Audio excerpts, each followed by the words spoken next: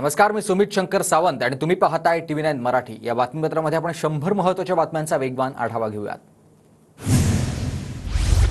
अजितदादांचे समर्थक आमदार देवेंद्र भुयार यांचं वादग्रस्त वक्तव्य। महिलांसंदर्भात आमदार देवेंद्र भुयार यांचं हे वादग्रस्त वक्तव्य। महिला उपभोगाचं साधन नाही, देवेंद्र भुयार यांना असं बोलताना लाज वाटली हवी। अजितदादांनी त्यांचे आमदार कंट्रोलमध्ये ठेवावेत, यशोमती ठाकूर यांची टीका। अमित शहांच्या उपस्थितीत भाजप अजितदादा गटामध्ये जागावाटपावर चर्चा। भाजप आणि अजितदादा गटामध्ये तिढा असलेल्या जागांवर 1.5 तास चर्चा। देवेंद्र फडणवीस, अजित पवार, सुनील तटकरे यांची उपस्थिती। महाराष्ट्रात 2024ला महायुतीचं सरकार येईल ही काळ्या दगडावरची रेघ। मात्र 2029 मध्ये एकट्या भाजपच्या जीवावर सत्ता स्थापन करायची आहे। मुंबईतून अमित शहा यांचं भाजप कार्यकर्त्यांना आवाहन। अमित शहांना स्वप्नदोष झाला आहे। 2029 मध्ये आधी सरकार राहणार की नाही ते बघा, भाजपकडे फक्त गद्दार नेते हे शहांना लवकर कळालं, राऊतांची प्रतिक्रिया। पक्ष फोडून मित्र मिळवणारे 2029ला सत्तेत कसे येतील? 2029ला शिंदे गट आणि अजित पवार गट भाजपात विलीन होईल, जयंत पाटलांची टीका। मोदी शहांपासून महाराष्ट्राला धोका, महाराष्ट्र गुजरातला जोडायचा आहे म्हणून मोदी शहांचे दौरे, राऊतांचं वक्तव्य। अमित शहा हे मुख्यमंत्री, शिंदे अजितदादांचे बॉस। मालकाला भेटायला शिंदे अजितदादांना भेटायला जावं लागतं, नाहीतर बॉस नोकरीतून काढून टाकेल। शिंदे अजित पवार शहांच्या भेटीवर गेल्यावर राऊतांचा हटवला। 2024 मध्ये जिंकू शकत नसल्याचं भाजपकडून मान्य, शहांच्या भाजप बैठकीतील वक्तव्यानंतर नाना पटोलेंची ही टीका। भाजप महाराष्ट्रात 10-15 वर्ष सत्तेत दिसणार नाही। 2029 मध्ये भाजप दिल्लीतही नसेल आणि राज्याच्या सत्तेतही नसेल, शहांच्या भाजप बैठकीतील वक्तव्यानंतर वडेट्टीवारांची प्रतिक्रिया। लाडकी बहीण योजनेचा हप्ता चुकवू नका, जास्तीत जास्त प्रचार करा। मध्य प्रदेशात लाडकी योजना सुपरहिट ठरली आहे, अमित शहांची माहिती। लाडक्या बहिणींना भाऊबीजेची ओवाळणी देणार, ऑक्टोबर-नोव्हेंबरचे पैसे 10 ऑक्टोबरच्या आत खात्यात जमा होतील। उपमुख्यमंत्री अजितदादांची लाडक्या बहिणींना ही ग्वाही। 8, 9 आणि 10 ऑक्टोबरला जागावाटपासंदर्भात बैठक, नवरात्रीत जास्तीत जास्त जागा या संदर्भातली घोषणा करणार, विजय वडेट्टीवारांची माहिती।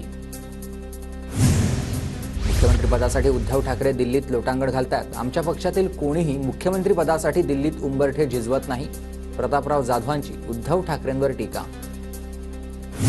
मंत्रालयातील फडणवीसांच्या कार्यालयाबाहेर महिलेनं तोडफोड केल्याच्या प्रकारात कारवाई, सुरक्षेत चालढकल केल्याप्रकरणी एका पोलिसाचं निलंबन। अक्षय शिंदे एन्काउंटर प्रकरणाच्या चौकशीसाठी राज्य सरकारकडून 1 सदस्यीय चौकशी समिती स्थापन। निवृत्त न्यायमूर्ती दिलीप भोसले एन्काउंटर प्रकरणाची चौकशी करणार आहेत, गृह विभागाकडून चौकशी समितीचे आदेश। रंग बदलणाऱ्या सरडालाही लाज वाटेल असं विशाल पाटील काम करतो, संजय काका पाटलांची विशाल पाटलांवर ही टीका। तर संजय काका पाटील वैफल्यग्रस्त झालेत, विशाल पाटलांचं उत्तर। महाराष्ट्रात वाचाळवीरांना बरे दिवस आलेत, प्रसिद्धी मिळत असल्यामुळे वाचाळवीरांच्या सुळसुळाट झालेला आहे। महात्मा गांधी जयंतीनिमित्त राज ठाकरेंचा ट्विटमधून निशाणा। पिंपरी चिंचवड महापालिकेचे माजी नगरसेवक भाऊसाहेब भोईर अजितदादांची साथ सोडण्याची शक्यता। शहरात घराणेशाही आणि गुंडशाहीचं राजकारण असल्यानं माझ्यासाठी सर्व पर्याय खुले, भोईर यांचं वक्तव्य। आचारसंहिता लागण्याअगोदर सर्व मागण्यांची अंमलबजावणी करा, अन्यथा आम्ही राजकीय बोंबमोड करणार, जरांगे पाटलांचा फडणवीसांना इशारा। आणि 50 उमेदवार पाडण्याची यादी तयार आहे, मनोज जरांगेंना रसद पुरवणाऱ्यांना आम्ही पाडणार, लक्ष्मण हाकेंचं वक्तव्य। मुख्यमंत्र्यांना लाज वाटली पाहिजे, मुख्यमंत्री एका जातीचे आहेत का? महाराष्ट्रात इतरही लोक राहतात, लक्ष्मण हाके यांची मुख्यमंत्र्यांवर टीका। लक्ष्मण हाके यांची मराठा कार्यकर्त्यांविरोधात कोंढवा पोलीस ठाण्यात तक्रार, धमकी आणि शिवीगाळ केल्याप्रकरणी 20 ते 25 कार्यकर्त्यांवर गुन्हा दाखल। बुलढाणा विधानसभेत शिंदे गट आणि ठाकरे गटामध्ये लढत होण्याची शक्यता, विद्यमान आमदार संजय गायकवाड यांच्या विरोधात ठाकरे गटाचे जिल्हा प्रमुख जालिंदर बुधवत यांची विरोधामध्ये लढण्यासाठी तयारी सुरू झाली आहे। धाराशिवच्या 4ही विधानसभेच्या जागेवर राष्ट्रीय समाज पक्षाचे उमेदवार देणार, लवकरच उमेदवारांची नावं जाहीर करणार, जिल्हाध्यक्ष विकास पाटील यांची माहिती। आमदारकी गेली तरी चालेल, पण रामगिरी महाराजांचे विचार सोडणार नाही, साधूंना ठेचून मारण्यासारखा प्रसंग वैजापूरमध्ये होतो की काय अशी शंका आहे, शिंदे गटाचे आमदार रमेश बोरणार यांचं हे वक्तव्य। बारामतीत कायदा सुव्यवस्था राखण्यासाठी कडक उपाययोजना करा, युगेंद्र पवारांचे बारामती पोलिसांना पत्र। नागपुरात 6 मतदारसंघांमधील भाजप उमेदवारांची नावं लिफाफ्यामध्ये बंद, 700हून अधिक पदाधिकाऱ्यांनी उमेदवारांना पसंती क्रम दिल्याची माहिती आहे।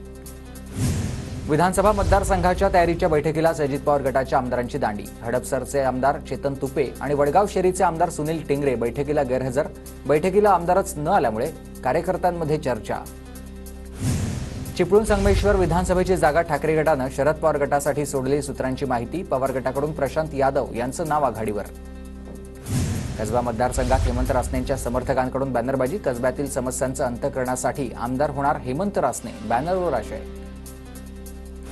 वांद्रे पूर्वचे संभाव्य उमेदवार एकाच कार्यक्रमात एकत्र. वरुण सरदेसाई आणि झिसान सिद्दीकी कार्यक्रमात एकत्र आले. झिसान सिद्दीकी अजित पवार गटाचे तर वरुण सरदेसाई ठाकरे गटाचे उमेदवार असण्याची शक्यता. मुख्यमंत्र्यांच्या आदेशानंतर नायर रुग्णालयाच्या डीनची कूपर रुग्णालयाच्या वैद्यकीयमध्ये बदली करण्यात आली आहे. तर कूपर रुग्णालयाचे डॉक्टर शैलेश मोहितेंची नायर रुग्णालयाच्या डीनपदी नियुक्ती. नायर रुग्णालयाच्या डीनची बदली न करता त्याला निलंबित केलं पाहिजे, संदीप देशपांडेंची प्रतिक्रिया. मिसफायरिंग प्रकरणी मुंबई पोलिसांनी काल गोविंदाचा जबाब नोंदवला. मात्र डिस्चार्ज मिळाल्यानंतर गोविंदाचा पुन्हा जबाब नोंदवला जाईल. गोविंदाकडून स्वतःच्याच पिस्तूलमधून मिसफायरिंग झालं होतं. राहुल नार्वेकरांनी घेतली राज ठाकरेंची भेट. शिवतीर्थ निवासस्थानी दोघांमध्ये अर्धा तास चर्चा. भेटीचं कारण गुलदस्त्यात. आज सलग तिसऱ्या दिवशी महाविकास आघाडीच्या नेत्यांची बैठक. दुपारी 2 वाजता बैठकीचं आयोजन. हॉटेल ट्रायडंटमध्ये बैठक होणार. इम्तियाज जलील यांच्यावर कोंढवा पोलीस ठाण्यात गुन्हा दाखल. धार्मिक तेढ निर्माण केल्याचा जलील यांच्यावर आरोप. तर तिरंगा रॅलीवेळी छत्रपती संभाजीनगर या बुरुडाला काळं फासल्याचाही आरोप आहे. अक्कलकोटचे माजी आमदार सिद्धराम म्हेत्रे यांची पंचायत समितीच्या अधिकाऱ्याला शिवीगाळ. पंचायत समितीच्या ऑफिसला जाळ. आता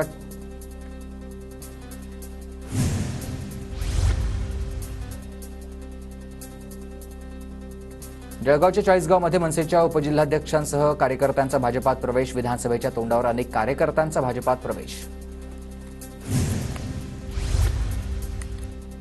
अमरावती जिल्ह्यातील धारणे रुग्णालयात खासदार बळवंत वानखेडेंची अचानक भेट. डॉक्टर गैरहजर असल्यानं वानखेडे संतापले. संभाजीनगर पाणीपुरवठा योजना सुरू करण्याच्या मागणीसाठी रास्ता रोको. माजी महापौर नंदकुमार घोडेलेंच्या नेतृत्वात पैठण रोडवर ठाकरे गटाच्या वतीनं रास्ता रोको. बीडच्या परळीतील शिरसाळा ग्रामपंचायतीमधील कर्मचाऱ्यांचं वेतन 20 महिन्यांपासून थकलंय. कर्मचाऱ्यांचं 3 महिन्यांपासून काम बंद आंदोलन. नांदेडच्या नेरळी गावातील दूषित पाण्याच्या पुरवठ्याप्रकरणी नेरली गावातून बदलीनंतर वाडी इथं कर्तव्यावर असलेल्या ग्रामसेविका निलंबित. नेरली पदभार असताना पाणीपुरवठ्याच्या स्वच्छतेवर लक्ष न दिल्यानं तपासात उघड झालाय. छत्रपती संभाजीनगरमध्ये महात्मा गांधींच्या जयंतीनिमित्त सामूहिक सूतकताईचा उपक्रम. MGM विद्यापीठामधील शेकडो विद्यार्थ्यांकडून सामूहिक सूतकताई. विरारमध्ये गांधी जयंतीनिमित्त स्वच्छता मोहीम. स्वच्छता मोहिमेत सामाजिक कार्यकर्ते आणि नागरिकांचा सहभाग. पुण्याच्या जुन्नरमध्ये जागतिक पर्यटन दिनाच्या निमित्तानं शिवजन्मभूमी शाश्वत पर्यटन जत्रेचं आयोजन. या प्रसंगी किल्ले शिवनेरीचा माहितीपट देखील प्रकाशित. अमरावतीच्या शासकीय वैद्यकीय महाविद्यालयाचा मार्ग मोकळा. MBBSच्या प्रथम वर्षासाठी 100 प्रवेश क्षमतेला केंद्रीय आरोग्य मंत्रालयाची मंजुरी. तर 14 ऑक्टोबरपासून प्रवेश प्रक्रियेला सुरुवात होणार. जळगावच्या भुसावळमधील हतनूर धरणाचा पाणीसाठा 89%. तापी पूर्णा नदी क्षेत्रातही चांगला पाऊस झाल्यानं पाणी पातळीमध्ये वाढ. जळगावच्या मुक्ताईनगर तालुक्यात चांगला पाऊस झाल्यानं परिसरामधील तलाव 100% भरलेत. तर पाणी टंचाई आणि शेतकऱ्यांच्या पाण्याचा प्रश्न मिटलाय.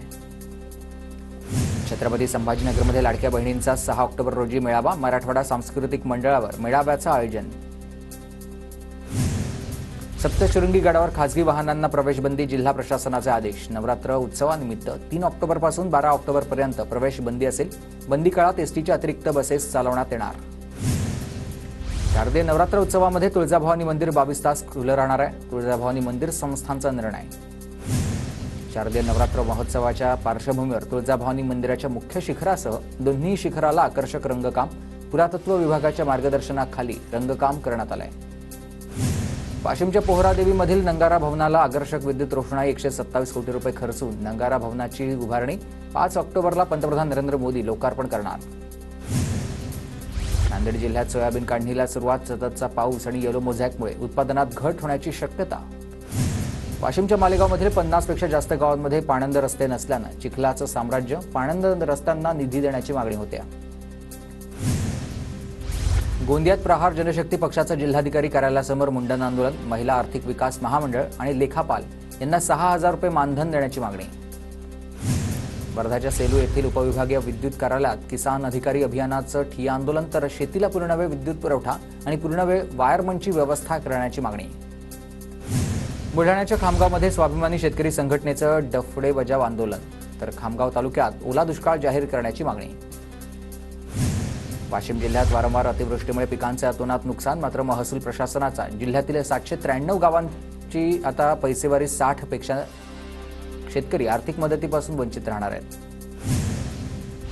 अमरावती कृषी उत्पन्न बाजार समितीत हमी भावापेक्षा कमी दरात व्यापाऱ्यांकडून सोयाबीनची खरेदी सुरू आहे. प्रति क्विंटल 4,892 इतका हमीभाव असताना केवळ 3,500 ते 4,000 रुपयांच्या दराची हमीभाव मिळते. परभणी कृषी उत्पन्न बाजार समितीत सुरू होणार आहे CSI केंद्र कापूस खरेदी केंद्र आणि कापूस उत्पादक शेतकऱ्यांना मोठा दिलासा त्यामुळे मिळणार. बीडच्या थारूरमध्ये सकल मातंग समाजाच्या वतीनं तहसील कार्यालयावर मोर्चा, साहित्यरत्न अण्णाभाऊ साठे यांना भारतरत्न पुरस्कार देण्याची मागणी. पुणे महानगरपालिकेच्या अधिकाऱ्यांविरोधात माजी नगरसेविका अर्चना वसुळे यांच्या नेतृत्वात आंदोलन. औंध परिसरामध्ये चौकामध्ये अनधिकृत तयार स्टॉल न हटवल्यानं हे आंदोलन करण्यात आले. गेल्या वर्षीची खरीप हंगामामधील पीक विमा योजनेची रक्कम 3 दिवसांमध्ये जमा होणार. सोलापूर, नाशिक, जळगाव, नगर, सातारा आणि चंद्रपूर जिल्ह्यातील शेतकऱ्यांचा समावेश. सिंधुदुर्गच्या धुळामार्ग केर भागामध्ये हत्तींचा हैदोस, भरवस्तीमध्ये माड बागायती आणि पोपळीच्या झाडांचं मोठं नुकसान होत आहे.